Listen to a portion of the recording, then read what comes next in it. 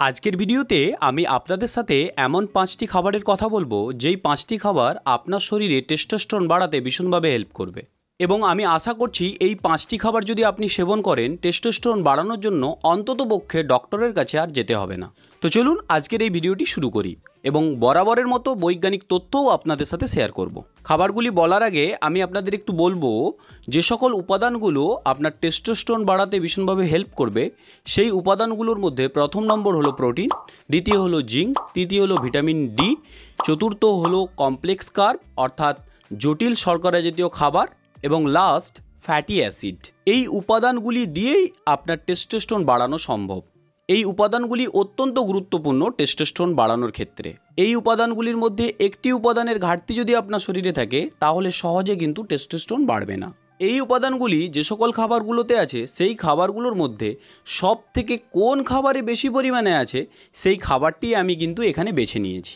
যেমন প্রথম উপাদানটি হলো প্রোটিন।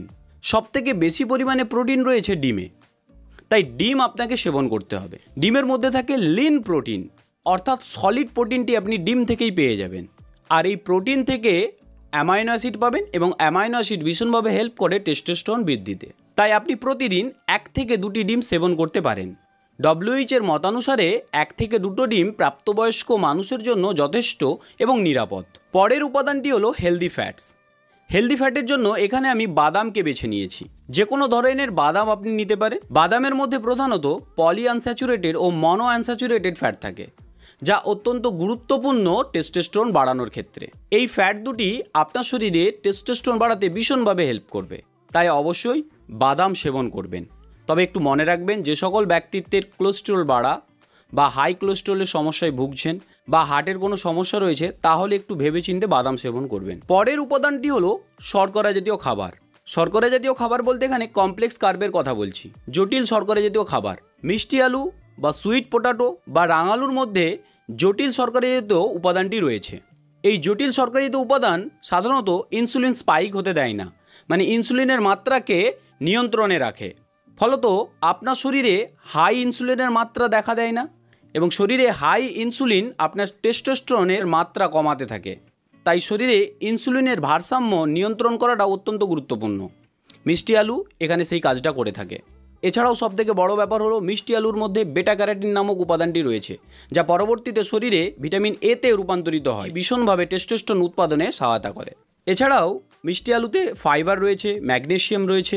আপনি প্রতিদিন 130 থেকে 150 গ্রাম মিষ্টি আলু রাঙালু নিতে পারেন। পরের উপাদানটি হলো জিঙ্ক। শরীরে টেস্টোস্টেরন উৎপাদনের জন্য জিঙ্ক অপরিহার্য, এটা কিন্তু মনে রাখবেন।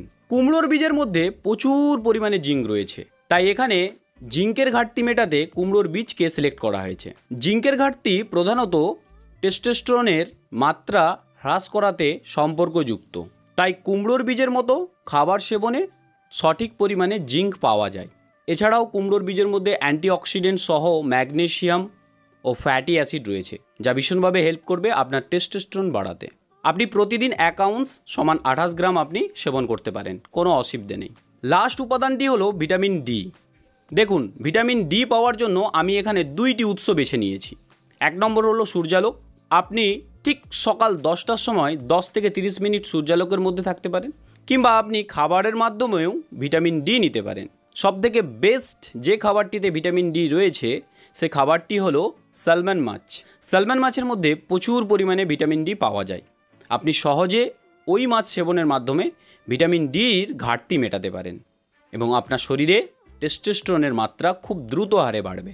এছাড়াও স্যালমন মাছে আপনি ফ্যাটি অ্যাসিড ওমেগা 3 পেয়ে যাবেন যা ভীষণভাবে হেল্প করে আপনার টেস্টোস্টেরন বাড়াতে। কারণ ফ্যাটি অ্যাসিড ওমেগা 3 আপনার বডির ইনফ্লেমেশন কমায়, আর ইনফ্লেমেশন কমলেই আপনার শরীরে টেস্টোস্টেরনের মাত্রা বাড়বে। এই 5টি খাবারের মাধ্যমে আপনি খুব সহজে আপনার শরীরে টেস্টোস্টেরন বাড়াতে পারবেন। এবং আপনাদেরকে একটু বলে রাখি, ইতিমধ্যেই টেস্টোস্টেরন সম্পর্কে আমি বেশ কয়েকটি ভিডিও বানিয়েছি। এই ভিডিওটি দেখার পর ওই ভিডিওগুলো দেখুন, তাহলে টেস্টোস্টেরনের ব্যাপারে আপনি আরও বিস্তারিত জানতে পারবেন। তো এই ছিল ছোট্ট একটি প্রয়াস। আশা করছি ভিডিওটি আপনাদের ভালো লেগেছে। ভালো লাগলে অবশ্যই একটি লাইক করে নিচে কমেন্ট করে জানান আপনাদের ভিডিও আজকে কেমন লাগলো, এবং সেই সাথে চ্যানেলে নতুন এসে থাকলে অবশ্যই চ্যানেলটি সাবস্ক্রাইব করে পাশে থাকা বেল আইকনে ক্লিক করে রাখবেন, কারণ যখনই আমি আমার নতুন ভিডিও আপলোড করব আপনাদের ফোনে সর্বপ্রথম নোটিফিকেশান পৌঁছে যাবে। এবং এই ভিডিওটি অবশ্যই আপনি আপনার বন্ধুর সাথে শেয়ার করুন। So thanks for watching, take care yourself and bye by.